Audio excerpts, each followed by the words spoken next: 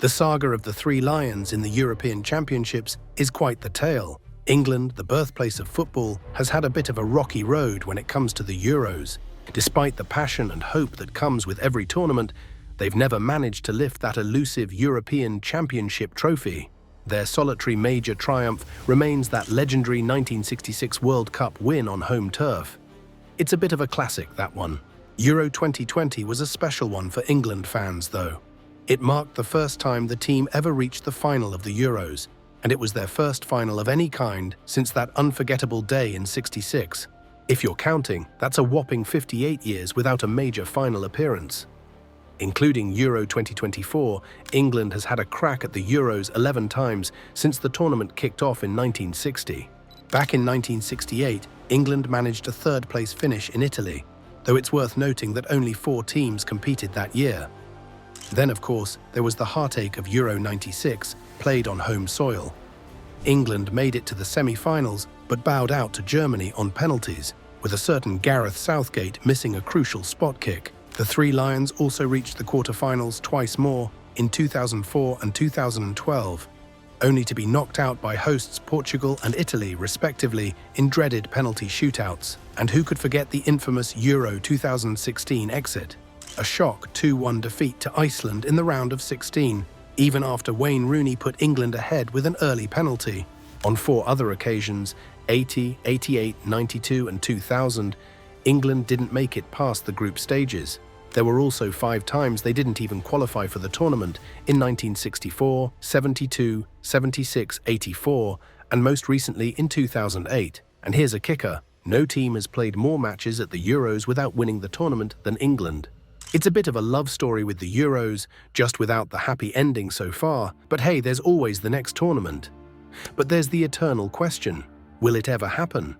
Will football ever come home? Trying to sum up half a century in just one word would have been a tough job for whoever started counting the years of underachievement. Hope, dejection, despair, indifference, or maybe indignation.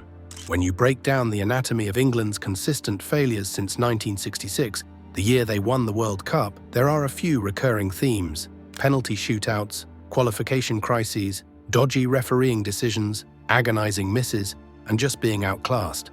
Managers have come and gone, often in rather cruel fashion. Generations of players have failed to live up to their much-hyped potential. When all you've known is failure, every winner seems to have a smug look about them. For most of our lifetimes, the England football team has played the role of the losers. Sometimes tragically, sometimes embarrassingly, just like the recent Euro 2024. England's Euro 2024 campaign kicked off with Jude Bellingham netting a diving header. But before long, the buzz turned into a bit of a siege mentality. The team found themselves in an us versus them scenario after drawing with Denmark and Slovenia, with plenty of criticism flying around. Some of it fair, but a lot going overboard. It got pretty tense. Had England been knocked out by Slovakia in the last 16, and they came perilously close, this would have gone down as one of the national team's biggest flops, right up there with the group stage exits of Euro 88 and 92, and that painful last 16 loss to Iceland. But then came the game changer, a powerful long throw from Kyle Walker and an absolutely stunning bicycle kick from Bellingham. Suddenly, England had a new story to tell. With more miracles, Switzerland and the Netherlands, England found themselves heading to the European Championship final in Berlin, chasing that elusive first trophy since 1966. However, it turned out that July 14, 2024 was a pretty rough day for English football. The Euros finals, going down 2-1 to Spain. Spain are the European champions, and they absolutely deserve it. They've been the standout team throughout the entire tournament, and more importantly, they were the best team in the final. This tough loss comes after England fell to Italy in the Euro 2020 final on penalties 3 years earlier. It's a record they definitely didn't want to set, and another disappointment they didn't need. For a country that's produced so much talent over the years, it's crazy they still haven't managed to win the Euros. It feels like every time England puts together a squad, it's hailed as a golden generation, yet they keep coming up short when it matters most. Even with all the big names and promising players, they can't seem to break the curse. It's been nearly 6 decades since England last won a major trophy, with their 1966 World Cup triumph feeling like ancient history. As they look ahead to the 2026 World Cup, the pressure just keeps mounting. England might not play the flashiest or most exciting style of football, but to be honest, there's been some real progress in their performances at major tournaments over the years. And that's reason enough to stay hopeful. Back in the 90s and even up to around 2016, England had a rough time at big tournaments. Remember the group stage exits at the 2014 World Cup and Euro 2000? And then there were those round of 16 exits at Euro 2016 and the 1998 and 2010 World Cups. They even missed out on qualifying for Euro 2008 and the 1994 World Cup altogether. Even their so-called golden generation couldn't save them from all that disappointment. It probably stung even more, knowing they had such incredible players and still couldn't make deep runs in tournaments. Fans were losing hope with each passing tournament, and the whole "it's coming home" thing started to feel more like a distant dream. Even with some of the best players in the world, they just couldn't seem to put it all together. But in 2016, Gareth Southgate took over as the coach of the England national team and started to slowly bring some hope back to the squad. In his first major tournament at the helm, the 2018 World Cup, he led England to the semi-finals. That was their first World Cup semi-final appearance in 28 years and the first time they made it to the semi-finals of any major tournament in 22 years. So yeah, hope was pretty quickly restored. Next up was Euro 2020, and Southgate got England all the way to the final. It was the first time England had ever reached the final of the Euros, and the first time they'd been in the final of a major tournament since winning the World Cup on home soil in 1966. Then he did it again at Euro 2024, taking the team to another major final. This was the first time in history that the England national team made back-to-back finals in a major tournament. Say what you want about his style of play, tactics, or squad selections, but Gareth Southgate gave the nation a reason to believe again. He's led the Three Lions to more major tournament finals than all the previous coaches combined. How crazy is that? He's laid the groundwork and lifted the team up, but now his job is done and he's stepped away. It's up to the next guy to take the team over the line. So luck and history might just be on the side of the next guy in these upcoming tournaments. In knockout formats, everyone knows you sometimes need a bit of luck to go all the way. Anyway, the England men's team has never won a major final outside of England. In fact, Euro 2024 was the first time they even made it to a final away from home. It's pretty clear they feel more comfortable with their home crowd cheering them on. And guess what? The final of the next Euros is going to be in England. That's great news. Every time England has hosted a tournament, they've done pretty well. They hosted the World Cup once, back in 1966, and won it that year. They've also hosted the Euros twice, solo in 1996 and along with a couple of other nations in 2020. They finished third in 96 and second in 2020. Basically, they have a solid home record, so yeah, hearing they'll be co-hosts for the next Euros is definitely music to the ears of England fans. Anyway, despite all that, there's still a lot for England fans to be excited about.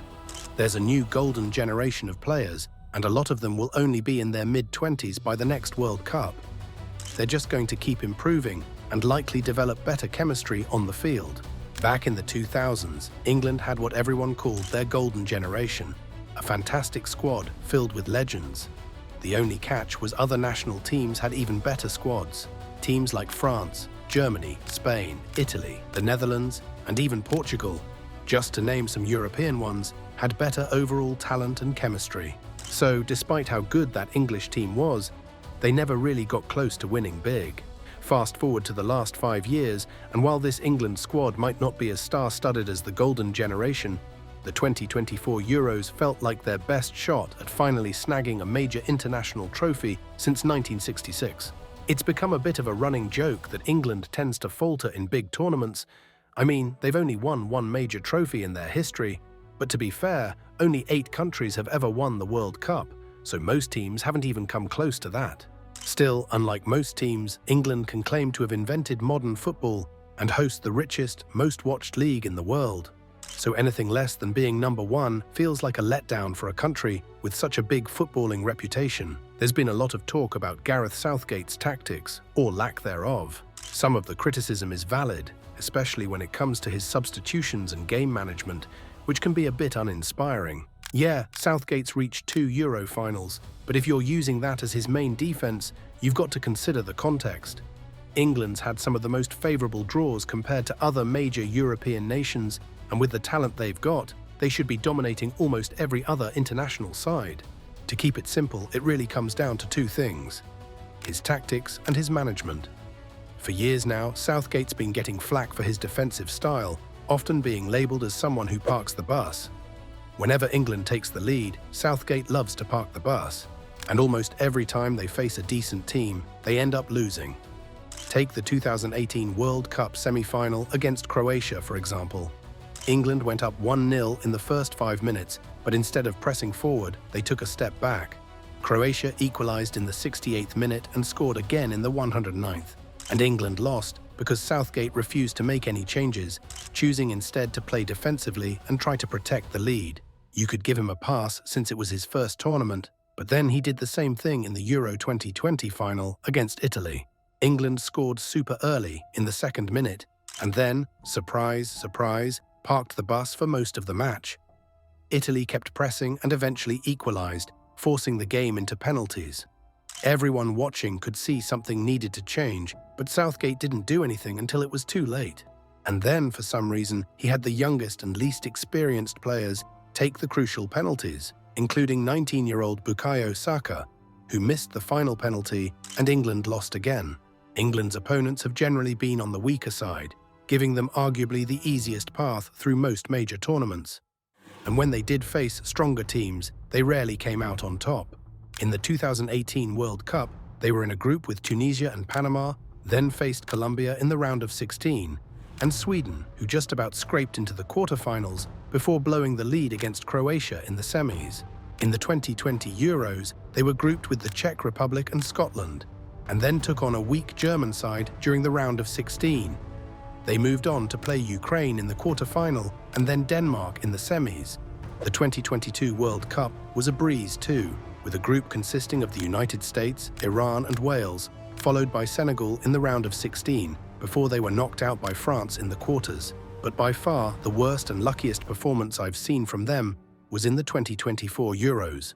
They were grouped with Denmark, Slovenia and Serbia, and somehow managed to play the most criticised and boring football of the tournament. With the lineup England had, people expected them to really shine, but the formation and tactics Southgate used left a lot to be desired. The funniest part is, they still managed to advance by the skin of their teeth, thanks to what seemed like sheer divine intervention, especially with those 2 last-minute miracle goals against Slovakia. Against Switzerland in the quarterfinals, they were struggling and somehow clung on long enough to narrowly beat them in a penalty shootout.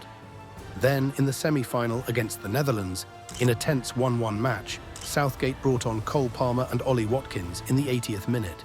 Watkins scored the game-winning goal in the final minute. It was hailed as a genius move, but honestly, who believes Southgate made those changes to win the game with just 10 minutes left and wasn't just prepping for another potential penalty shootout? England's path to the 2024 Euro final was nothing short of miraculous. And of course, in the final itself, after equalising in the 73rd minute, Southgate did what he does best: parked the bus, hoping for penalties or another miracle to save them. Unfortunately, we all know how it ended. Southgate's second biggest problem is his management, and the biggest example of that is this lad right here, Cole Palmer. Palmer led the Premier League in goal contributions last season, racking up an insane 42 contributions in 48 matches. Every time he got on the pitch in the Euros, for the few minutes Southgate actually gave him, just 144 minutes in total, he made a difference. He set up the game-winning assist against the Netherlands and scored the equaliser against Spain in the final. It's crazy to think that despite such an incredible season and being England's best player per minute played in the tournament, Southgate kept him on the bench for most of it.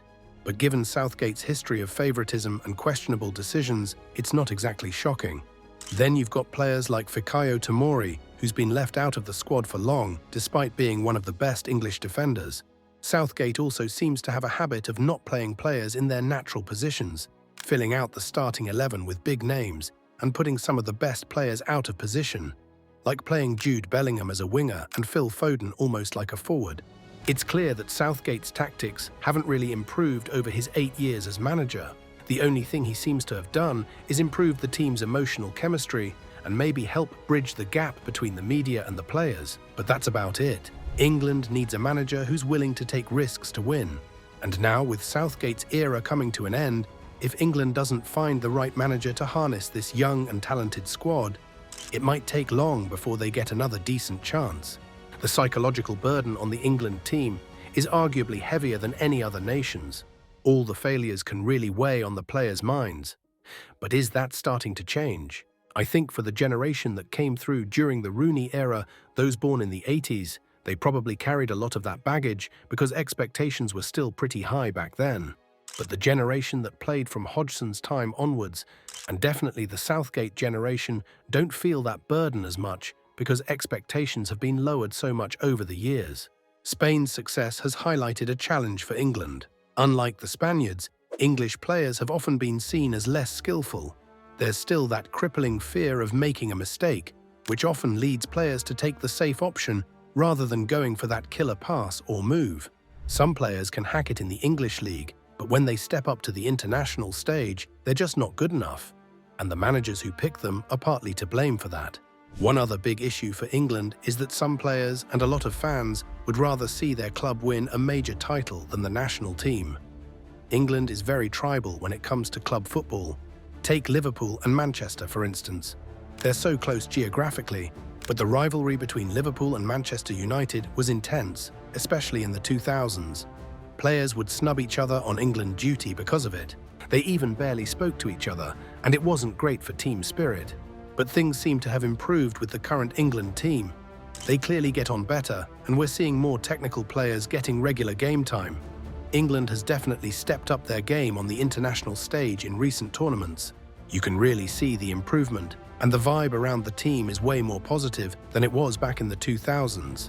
The whole atmosphere feels less toxic and more united now. After looking at all this, we're back to our original question. Will it ever happen? Will football come home? England came really close at the last Euros. Losing a final on penalties is about as close as it gets without actually winning. That experience is going to help them now. It didn't happen that Sunday night, but it could happen in 2 years or 4. I genuinely believe it will, because this England team is just going to keep getting better. And finding the right replacement for Southgate might be just the missing piece they need. Cheers for watching. Give this video a thumbs up and hit subscribe so you don't miss any future updates. If you enjoyed this, you're going to love the one playing on your screen now. Click to watch and I'll catch you there.